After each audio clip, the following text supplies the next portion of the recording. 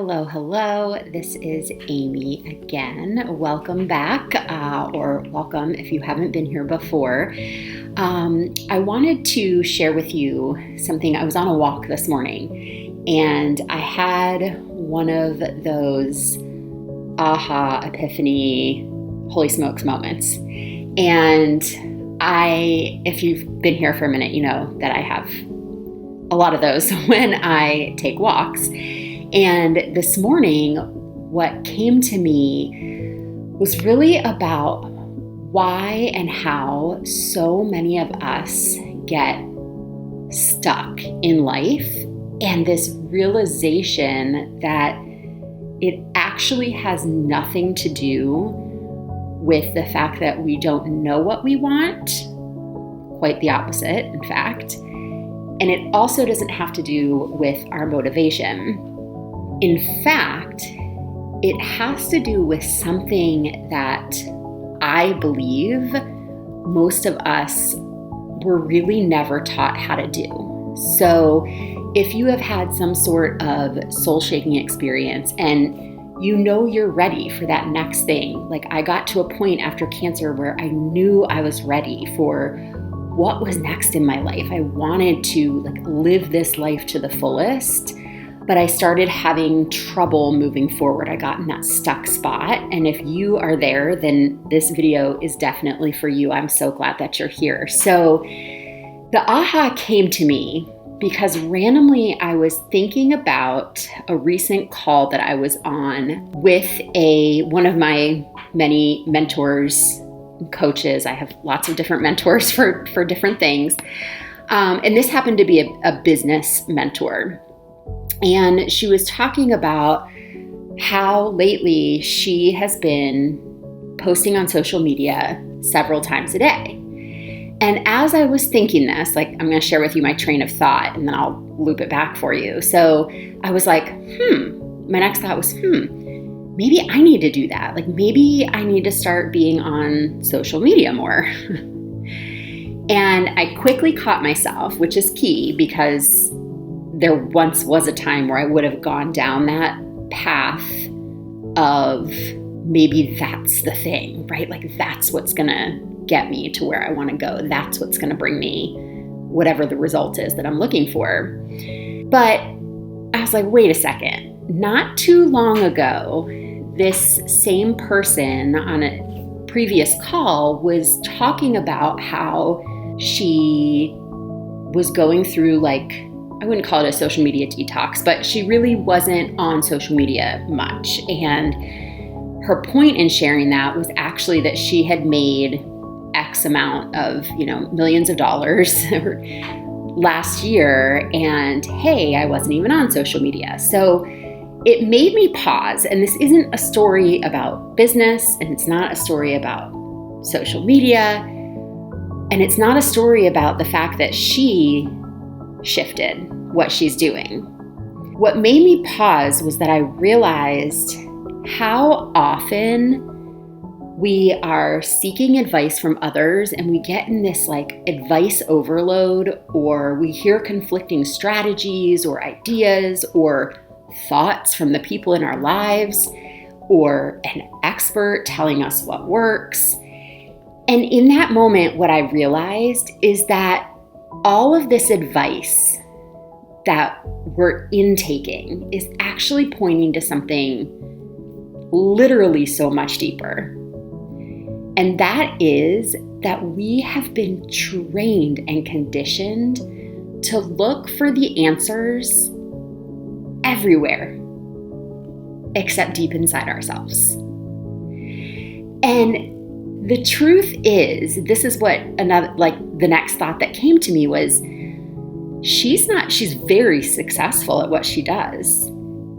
And my thought was, she's not successful because she hardly posts or posts all the time.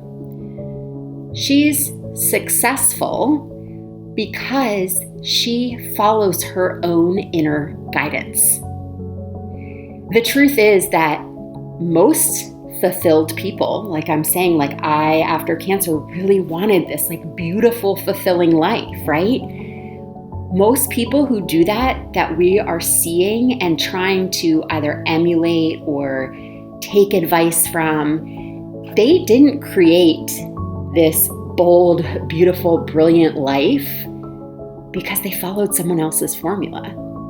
They may have taken advice and listened to other options, but they got there. The key that came to me was they got there because they followed their own inner guidance, not following somebody else's. So, and when we stop listening to our intuition, our inner guidance, our higher power, whatever resonates with you, and we start relying on external guidance, sadly, we're really giving away our power. And if you've been through some event, some experience in your life that has shaped you and, rattled everything inside of you, you know that giving your power is like the last thing you want to be doing. And I felt that way when I was ready to come back after cancer and figure out who I was and what I wanted. I was so mad at that point of all the things cancer had taken from me. I'd be damned if it was going to take my power, right? And I'm not saying that external guidance, advice, suggestions isn't that it's bad. It's not bad, especially when it's coming from a trusted resource. But when it becomes a problem is when we stop listening to ourselves and our higher self because we assume that somebody else knows better than ourselves. And that's the reason that it's so hard for people, is because, as I said, we were never really taught to trust our intuition. Were you taught that in school? I don't think so. I think most of the time I was taught or I heard things you don't know what you're talking about, or, oh, that's nice, but sit down, that's silly, And I remember one time, actually it does, because money is paper and paper comes from trees, and being totally shut down, oh, that's cute, but money doesn't really grow on trees. And when you hear things like that and you grow up in an experience, or you have experiences repeated through your life where that becomes the pattern, it's natural that your brain wants to protect you, right? And so you're gonna stop trusting that intuition and trusting your inner self. And especially after life-shaking experiences, whether it's cancer, divorce, death of a loved one, whatever it is, it's even more challenging to trust yourself, because all of a sudden you're in this position of your entire world being rocked, right? So how can, it's hard to trust anything, let alone yourselves. And so we live in this space where we're constantly searching for the right answer, but we're searching for it outside of ourselves. So for you, for example, why does this matter? You might know that you're ready to leave a job or start a business or change your life or move or just step into something bigger for yourself. These life-shaking moments really have a way of reminding us how precious and short this life truly is. And so you may be ready to make that bold fucking move, but you talk to people about it and they don't agree, or they're saying that doesn't make sense, that's not logical, that's crazy, or maybe it scares you. And so what does our brain do? It wants to protect us. And so you start questioning yourself. And rather than making moves based on, in that moment, rather than making moves based on someone else's thoughts or based on fear or based on someone else's thoughts is really just someone else's higher self, right? Telling them something. And so pausing, what I've learned to do is in that moment, pause, listen internally, reconnect to your intuition. And the energy practices that I do physically get me into my body so that I can reconnect with that inner self. Like I can create in seconds, milliseconds, a deep connection to my soul, my higher power, whatever you want to call it. And from that space, then deciding what aligned action to take.